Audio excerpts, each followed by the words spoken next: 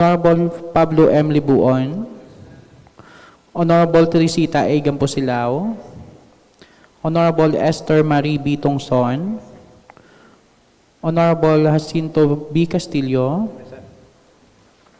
Honorable Marie Antoinette R. Limsiaco on official business, Honorable Kerwin L. Tongson, Honorable Jedelyn K. N. Pampliega. Present. Mr. Presiding Officer, there are 8 members present. With 8 regular members present, 9 including the presiding officer, there is a quorum. We shall proceed. Let us now consider the adoption of our minutes dated August 4, 2025. Ma'am Gamposilao. Good afternoon, everyone.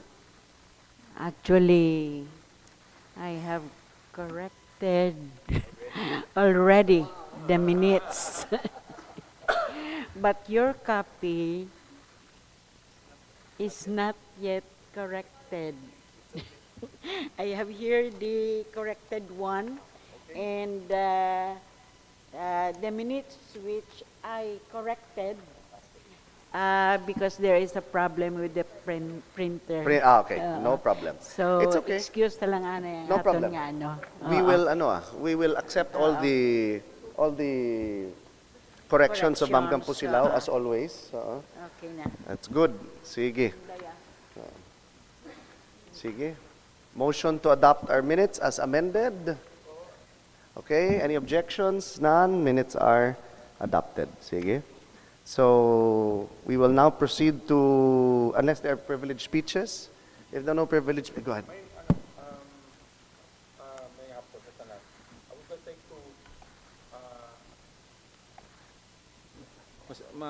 For regarding sa ato nga session, kay I think Monday is still very still too early. I don't know if I may suggest if we can move on a later day. Let's say Tuesday afternoon. Kay considering before nga Wednesday was already to middle of the week. And then Monday is it was early, very early, and Monday afternoon is also very early. So I do not know if I would like to move to the body if we can transfer our session on Tuesday in the afternoon. The same time, 3 p.m. Not unless if there is there will be a lot of topics to we can always consider 2 o'clock para at least 2 would be better so that we have ample time to wait for the others and also for longer discussions and of course time with each other. So I would like With to me, I have no problem. you always are. I'm okay with SP Eman, SP Tol, SP Sugar. Okay. Sige. Afternoon. So, SP Secretary, just take note of that. We will have to send an amended copy. Just that portion sa Mayor's office and everyone else concerned. So, Yes, 2 p.m. Tuesdays. Okay. And then also for the usually ang atom lang ang mga order of business. Okay, usually I think also sa inyo you're working on it on a The Sunday. weekend, Mayo-man. Okay, you can also take your time for yourselves. In which case, if I would suggest also, Cap, since our session, presently is Monday afternoon, we have a cut-off for the agenda Thursday, Right. 5 p.m. If we are pushing it to Tuesday, Yeah. my suggestion is we also push down the receiving to Friday. Friday, yes. Para mag 1 day forward na lang tayo. Yeah. Okay. And one more thing. Since ali naman nga aton nga I don't know if this is the right time for me to ask. Kay iniba lang we already have this supplemental budget. Kay ang ko lang vice, anong lang atong pati sa atong mga LA kay as I think may mga LAs kung isaga ang No problem. previous nato ng LAs na mga sanot sila mapasugod liwat. What's going to happen is, just for clarification, Yeah. I waited for the supplement ngagaw nga basi July 15 ang ila effectivity. Diba? Hindi kayo base ang ilan sa bonus. Amo na bla, I oo. suggest, Vice, that we'll push on earlier, especially July 16, kay 16. much better July 16 or even nga earlier. It's because nga kung gusto tagin man, para bala matagaan, tas lasang year-end bonus. No problem. Because it might be, may mga circulars kita, usually, nga just like year-end bonus. The circular for year-end bonus, it should be dapat may 4 months in service ka Yes. prior Mr. to Chair. November 15. Mr. Chair. Ay, this is privileged time. I'm oh, sorry. I'd like to move for the suspension of the Yes. rules. Any objection? No rules? Okay, sige. Go. Oh. Kung sa ako na nga, para at least nga may well-benefited ang aton mga LAs, kay that is considered coterminous employee. So, ang aton nga bonus, especially mid-year, it is November 15. Ang aton nga local budget circular states that you should have 4 months in service. 4 months. 4 months. At least minimum of 4 months from the reckoning date of November 15. No? So kinanan, kung gusto nta, kay kanugon, kung isa, at least nga continuing man ni sila nga mga LAs na to eh. Usually, no? Continuing ni sila. No. What month is the 4 months? We should start July 15. Oh, then we will start July 15. Kay August, July to August 1. 16, August to September 15 2. or 16? July 16, Vice. 16 kaya. Oo, pwede siya. Ate, te. Depende sa'yo. Provise kay Kwan, ang iba na mga continuing, mag-gap of service ta. But, I mean, I don't really mind because may supplemental na. Yeah. So, in other words, atong gintigana, kutani, nga amotong pangtabon sa bonuses, it's been filled up already. So, if we can, kung isagad, din sa July 1, pwede. Why not? Okay, kanugon man lang, Vice, especially example, I don't know, depende sa inyo, pwede naman na siya, depende sa appointing authority kay Vice na siya. It is all sa aton nga Vice Mayor. No problem. So, kung no problem. Pero ang concern ko ito gina-Vice itong apat, makabonus sila December. Ate, no problem. November 15. So, you can reckon July 1 or July 15. Depende sa inyo. Siya nga pa. 4 Hindi, months. ang apat ka bulan. It should be 4 months. Kung apat na tao. Go. Oo. Let's proceed. No. Oo. LL8 No, din sa siguro. aton ni LAs, yes. Amo na siya. So let's do July 1. Oo. Filled in naman siya eh. So we don't really have a problem anymore. So in other words, ang contribution sa SP sa bonus is intact man gyapon. Correct, Vice. Intact man nagyapon. So, di ba? Kay do ang gwa, gintigana, gindugangan, te ko di ara man gyapon. O, tete, Liga, ayo man ko ni kay Vice sa operational expense nyo kag sa iban nga mabulig-bulig man sa amon bonus para hindi daw hindi man sakit. Kabalogid ni si Bonbon nga ang SP nga budget is one of those nga naga-comply gid sa requests nga dapat may savings para sa bonus na. Halin sang una. Okay, amo gid na iya. Okay. Sige. So there is you make the proper motion lang Kap for the supplemental for unassigned I'd like to- business. Yes. I would like to move for the inclusion. Go ahead, SP. Suspend kasi ng rules, Ay, diba? suspend ho. Sorry. Well, we don't. We have the supplemental already here. So, amo na siya. Sila yung maupod sa July 1 to July 16? I don't know. Go. I don't reckoning siya eh. For information of everybody, kung charge ka sa supplemental budget, kung di ka na-charge siya, the reckoning date is the approving date after the signature of the local chief executive. So if we pass it today, let's assume mayor signs it, signs it tomorrow, then we can only start using the funds tomorrow.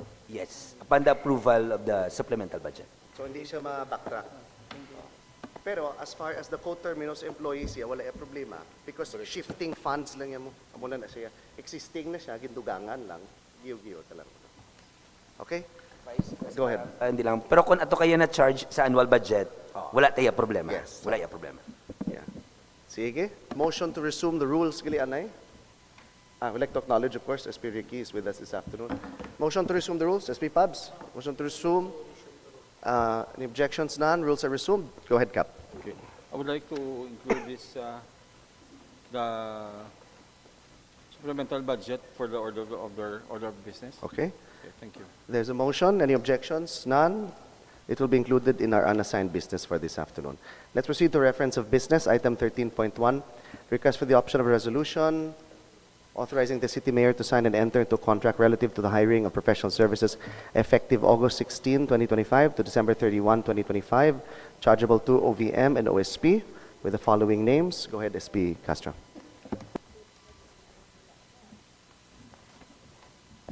Vice, a letter coming from the a letter coming from the Office of the City Mayors, which reads, dated August 11, 2025, which reads, the Honorable Members of the Sangguniang Panlungsod, City of Himamaylan, through Honorable Dominic S. Silos.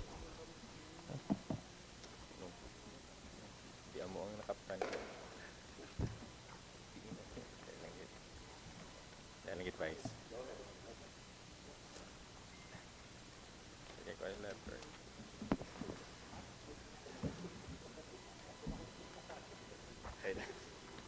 Wait pa ko sa letter. Wala yung letter. Sa 13.1.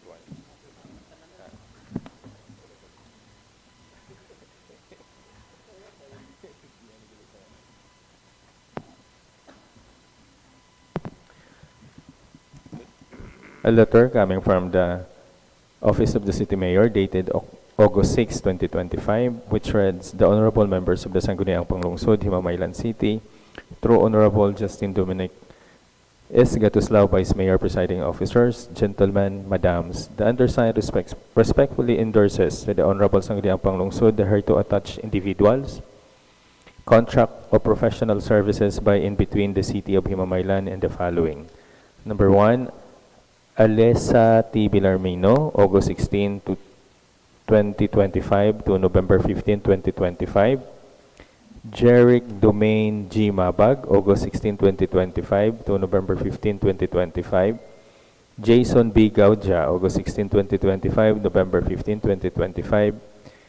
Cassie L. Yusuf, August 16, 2025 to November 15, 2025. John Raymond B. Montalbo, August 16, 2025 to November 15, 2025. Arnel G.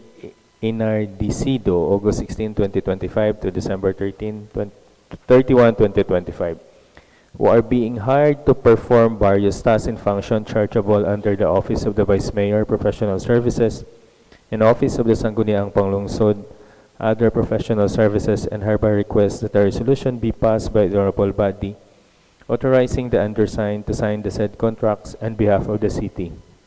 I am looking forward for your favorable response on this request. Thank you. Very truly yours, Rogelio I. Raymond Aitongson Jr., City Mayor. As far as I understand, Vice, this is a renewal of the contract of service. So, with the permission of my August colleagues, may I include this matter in our business for the day? Thank you, SP Castro. Are there any questions in relation to item 13.1? There being none, there's a motion to include said item business for the day. Thank you very much. Let's proceed to item 13.2, application for accreditation of the following people's organizations, associations. There are 29 of them. The documents are already here with the Sangguniang Panlungsod. Referred to the Committee on People's Empowerment Cooperatives. SP Sugar. Sorry, Pastor. Okay. Okay. I was surprised, Mr. Presiding Yes. Officer, Your Honor. I was surprised this afternoon when I received the about our agenda this afternoon. Yes. So that's why nga na daw nag-okay ko sa hambal ni Pitongson na i-move na sa Tuesday. No? Sure. Kaya na doon na surprise ko nga ako man ang ang ma-report si Pitongson. Actually, si Pitongson, I think daw sa Friday, ginsok mata niya ko. Ginsok mata niya ko nga, why nga wala ka dito? Singko sa ano? No. So, that's why nga, ang ako niya nga pagpati kayo because niya refer niya sa committee. Ang ato niya po, as chairman of the People's Organization and Cooperatives, well, ang akon i-correct lang ko but ang sa mindset ko is that nga kon ikaw chairman sa committee dapat may mga specific nga date or ginatawag na nato mera kita KRA or key result area and then the result, the activities, the deadline, the resources. So, Right. Tibot lang ko, siguro kay Tikon sa resources, isa ako sa mga one of the resources ko nga sa People's Organization. Now, nabasahan ko sa scroll sa Facebook nga that's August 6. And then August 6 to ang CSO conference. May ginote ko di ng August 6 conduct sang conference, Yes. right na. So tiway ko ni di kabalo kung saan na di ang deadline. That's why I would like only to defer this deeper anay so that mangin knowledgeable gid ko sang siningat trabaho na. Yeah. SP, there's no need to defer. Just take charge of it. Just take charge. Although, I note lang siguro base kon take charge lang.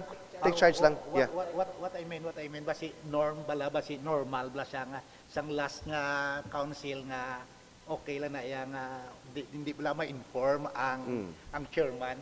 Oo, basi norm lang sa bala. Basi norm lang siya. Kay ti isang pagbasa ko sa aton nga internal rules of procedures nga ang aran adang sa vice mayor, adala mo na sa Yeah. Just to clarify, yeah, take charge. But just to clarify, the invitation came from DILG. from the ILG. We only hosted them because we have a big enough space here. So it really came from them, if anything. Number one. Number two, yeah, just to clarify, suggestion is, I'm glad that it's already been referred to the committee and you're taking charge already. My suggestion is that we dispense with this by next week, because our duty is, and SPM knows this very well, our duty is actually ministerial here. As long as they submit all their documents, we Hindi will man just ta gusto approve. nga ma-delay ni kay ti Yes. basta mayara na sa nga deadline sa And basi matambakan kita sa nga additional pag- So at least makuha ko lang No problem. Basi bla matingala iba niya daw wala. Wala ka tuyaw. Ikaw chairman daw wala ka no. Yeah. Take charge. Yeah. Okay. Thank you, SP. Let's proceed.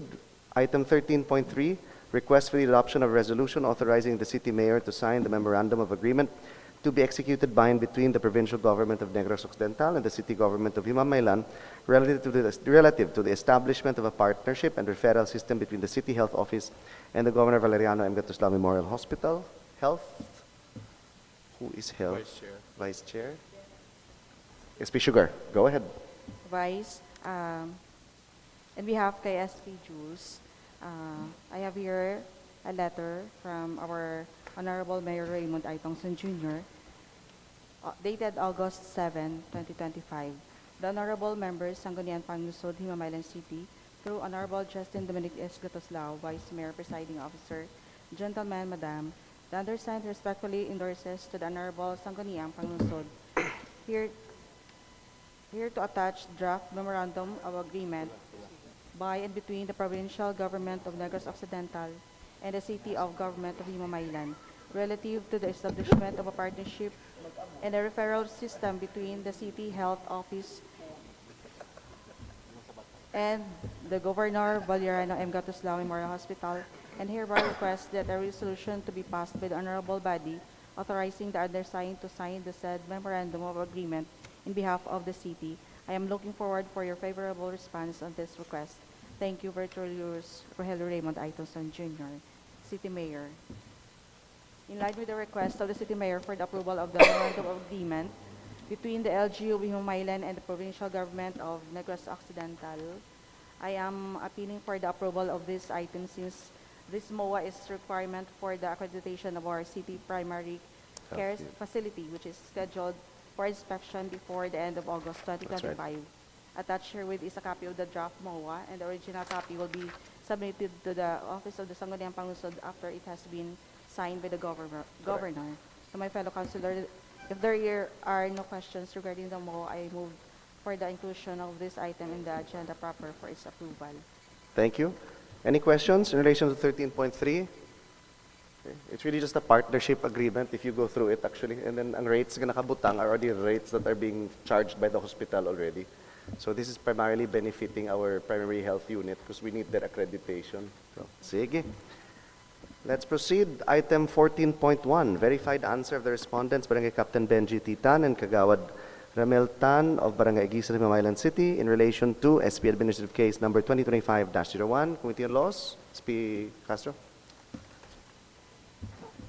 Vice, I would like to defer this matter pending the next committee meeting dated August 18 at 2 p.m. Okay. Set 2 p.m. August 18. Hopefully all members will be present by then so that we can start moving on this matter already, no? But didn't we request si Attorney Subaldo to provide us with in relation to the letter of embarque? As per information with regards to the letter ni Attorney Sibaldo Hambalya, we would like ma-respond na to ko na Vice, but daw sort of may daw reprimand lang bala. Yeah. Daw mo lang na. Sure. Sige. Okay. Who will sign? All of us. All of us, we will all sign to. Si Ma'am gito pa unahon ta kay daw siya gito. Siya naman nakabakulat. Sige. 14.2, request for the adoption of resolution granting authority to the city mayor to negotiate for a loan with any banking institution for the acquisition of highly technical equipment with semi-automatic segregation system, including construction of materials recovery facility for sanitary landfill enhancement program. Joint Committee APRO Laws, SP Eman.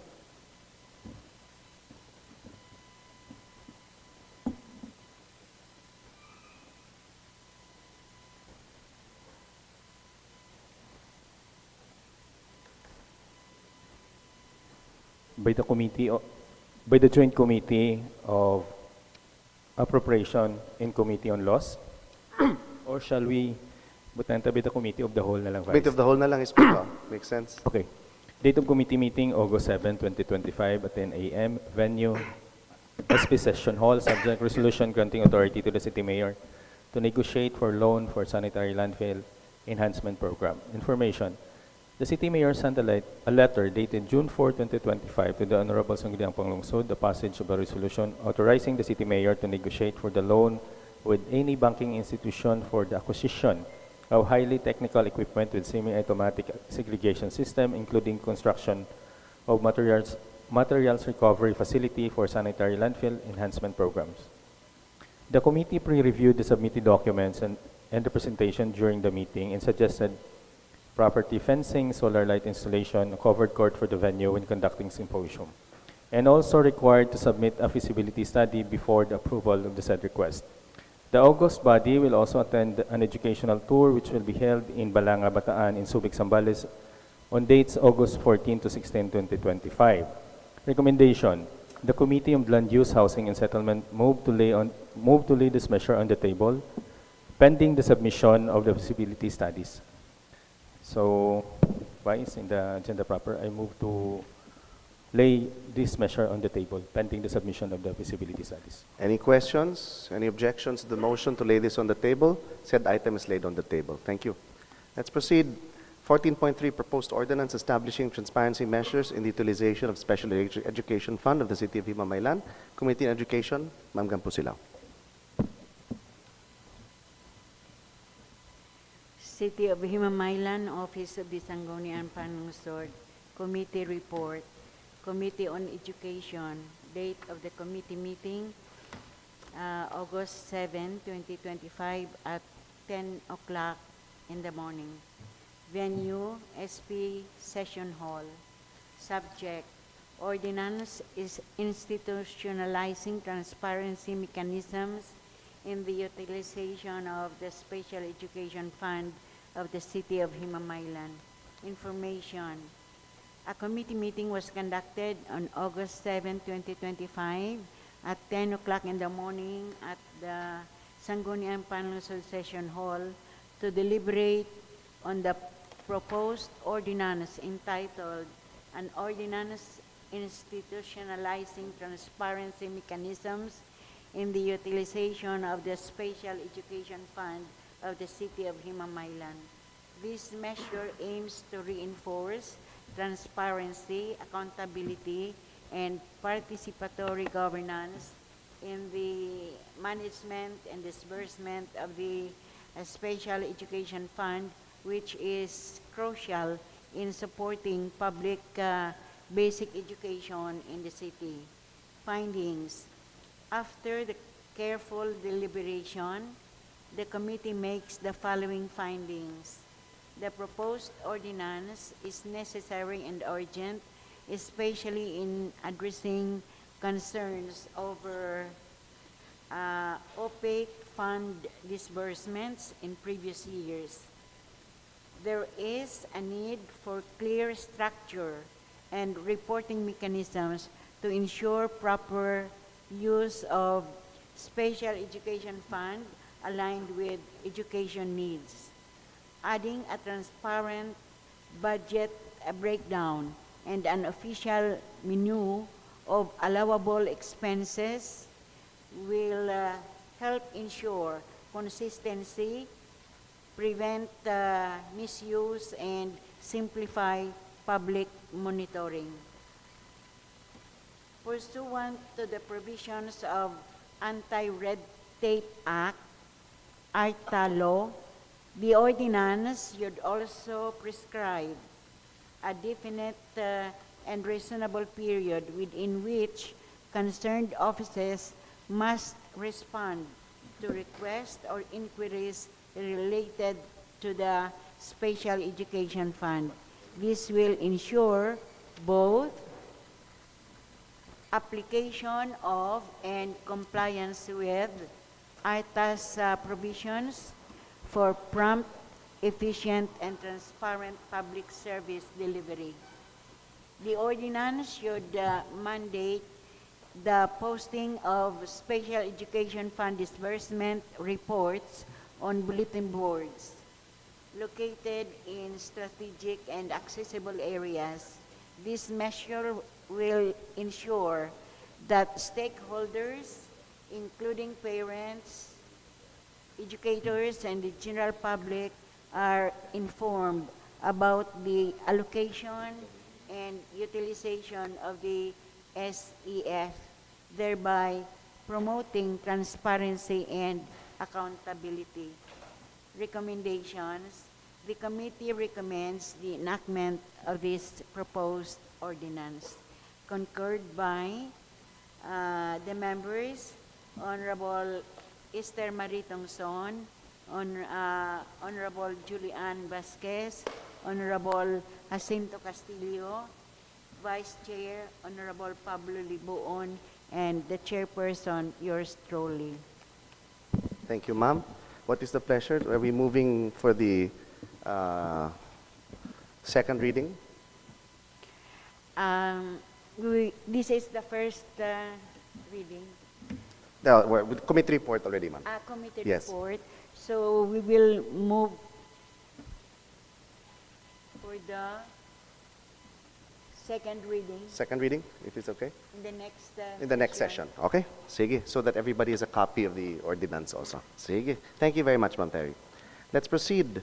Item 14.4, request for the passage of a resolution authorizing the city mayor to negotiate with the following persons for the purchase of lot to be utilized by the National Food Authority for the purpose of putting up their warehouse facility, to wit: Roberto Segovia, Milagros Ruiz Matias, et al., and Jose Maria R. Hesena, et al., Committee on Land Use, Housing, and Settlements. SP Castro. Good afternoon once again, Vice, colleagues. By the Committee on Land Use, Housing, and Settlements, date of committee meeting, August 7, 2025, at 10 o'clock in the morning. Venue, SP Session Hall, subject resolution authorizing the city mayor to negotiate with the following for the purchase of lot to be utilized by National Food Authority, to wit: number 1, Roberto B. Segovia; number 2, Milagros Ruiz Matias et al., and Jose Maria Hesena et al. Information: the city mayor sent a letter dated July 31, 2025 to request the Honorable Sangguniang Panlungsod for authority to negotiate for the purchase of lot to be utilized by the National Food Authority for the purpose of putting up warehouse facility. The above-mentioned names are expressing their intent to offer to sell their lots to the city government of Himamaylan. The documents attached are herewith. The Committee of the City Himamaylan reviewed, the Committee of Land Use in Housing and Settlements previewed submitted documents and had a lengthy discussion. We invited Attorney Baldo as one of our resource speaker and cited that there is a conflict of interest between the city mayor and his executive Assistant Roberto B. Segovia being one of the property owners. With regards to Milagros C. Ruiz Machas and C. Maria Hesena, no copy of titled attached. So the committee would like to lay this matter on the table pending the submission of the required documents to the committee. Altogether, the same with the letter of intent of the NFA to Exactly. put up warehouse facility in the city of Himamaylan. So, in the meantime, Vice, I would like to move this matter. I would like to move this matter to be laid on the table pending the submission of documents. Thank you.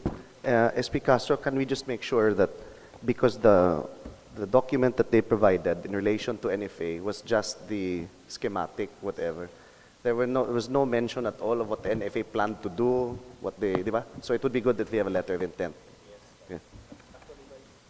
May ara sila letter. Ang ginapangayo to namon to is daw sort of letter ng assurance Yes.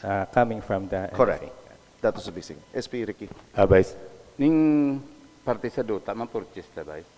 Kaya ang aton daw la Vice sa nabalang wala Vice kada ka po sa duta isang Himamaylan, isang ginap lang iyan sa Himamaylan yun din ta kinahanglan magbakal mo. We have a pending letter request from our first session in relation to the proposed ordinance ng property integration and development. We have not yet received the complete inventories ng aton nga properties. If I'm not mistaken, based on the findings of the committee, ang NFA has specific guidelines kung anong kinahanglan nila nga requirements. Go ahead, SP. That's correct, Vice. That's why nga gusto ta mangayo kay ang as per Doc Psyche, the NFA would want to put up more or less 720 million facility. But motong pamangkot naman Vice nga dapat kay may criteria kuno nga ginapangayo. So amo tong ginapangayo anay namon nga may letter. Yes. If in case nga ara ana nga daw sigurado gid kay although nga may mga ara kita duta subong na purchase na, but kung hindi na siya magsanto sa criteria nga pangayoon sa NFA, so hindi ta magyapon ma-avail ang ina nga work sang project. So amo na siya Vice gin pangayo anay namon sang committee. Yes. Ang tanan nga details. So Correct. amo na siya nga ilay on the table ni anay namon Correct. pending the submission of all the documents. In addition, SP Ricky's point is very well taken. No? Once we get the criteria and once we get the inventory of our properties, kung may swak man lang da sa existing naton nga properties nga swak man sa criteria, even better. Diba? So we might not need to purchase anymore. But of course, kung wala nga hindi magsantuan then we might have to consider other options. Go ahead, SP. Vice, for the information with the body lang, no, nalabutan to namon gani nga some previous was during the 8th paguro sanggunian may gin-purchase kamo nga lot sa kita nga lot sa Libakaw. Yes. Nga wala pa to nakuan pero Maninupad. as per hambal sang NFA hindi siya suited dito. Right. So, Sige. Correct. At least, no, we're considering our available options. We want to find out anong criteria sa NFA, and then we'll see what we'll do after that, just for clarity. So motion to lay on the table, and objections? None. Motion is laid. Item is laid on the table. So we're now in our calendar of business. Let us begin first with item. Wala, no? Yes. So let's start with 13.1. 13.1, SP Castro.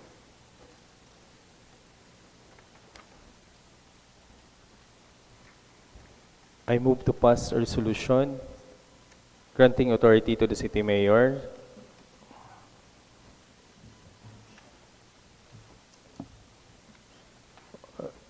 authorizing the city mayor to sign and enter into a contract relative to hiring of professional services effective August 16, 25 to November. Dali lang gid. May ara November, may ara December. So May ara next. nga November, may ara nga December. Yes, Okay. So from August 16, 25 to December 31, 2025, chargeable to the budgetary item, Office of the Vice Mayor, other professional services, and of the Office of the 10th Sangguniang Panlungsod, other professional services. All those in favor, please raise your hand. Thank you very much. Let's proceed to item 13.3, SP Sugar.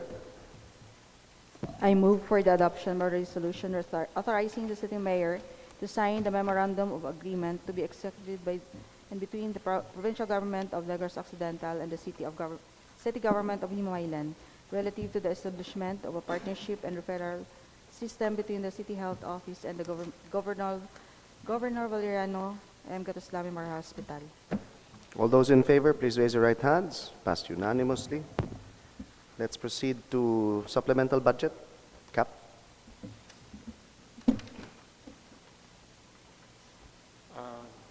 Appropriations na ako kita. Vice Chair, Ma'am, Terry. Supplemental. Sorry. Daw hindi ka ginawas, bonbono.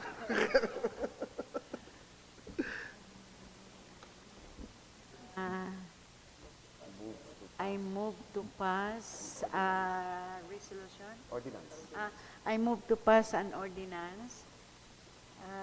Appropriation ordinance. Appropriation ordinance. Supplemental budget. On the supplemental budget number 1, fiscal year 2025, in the amount of 61,573,158 pesos only. Included in this supplemental is the creation of additional positions, to wit, Office of the City Mayor, Executive 2, Executive Assistant 3, item number 8, A, Executive Assistant 3, with ano na? Salary grade. Salary grade 20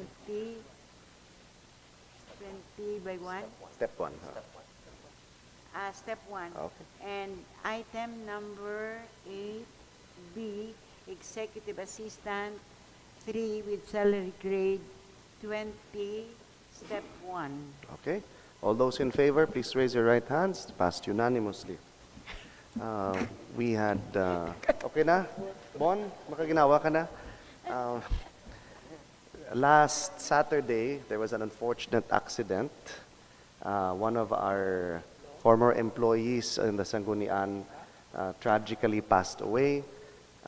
The name of Jesse Prado Jr. May I request that a resolution of condolences be passed for the bereaved family. SP Adis? Move lang. Okay. Go ahead. SP. Resolution of condolences for Mr. Jesse Prado. All those in favor, please raise your right hands. Passed unanimously. Do we have any other unassigned business today? There being none, DILG Provincial Advisory. Conduct of newly elected officials performing leadership for uplifting service, Neo Plus, refresher course for re-elected officials. This is a required course that we all have to take August 27 to 29 in Bacolod City. So, August 7 to 29, ma'am. All of us? All of us. Mayor, Vice Mayor, all city councilors. We will be with the other cities in Negros Occidental also, except I think for Victorias, La Carlota, and 27 to 29. I think this will be held in Citadines, so this makatilaw man tato. Okay? Yeah, I remember. Yeah. And then 16.2, Pamana groundbreaking ceremony, August 12, tomorrow, Barangay Buena Vista, Himamaylan City. Make sure this invitation is routed lang. Okay? Any questions? Okay na kita? May I hear a motion to adjourn? Motion to adjourn. Motion to adjourn. In objections, none. Session is adjourned. Thank you very much.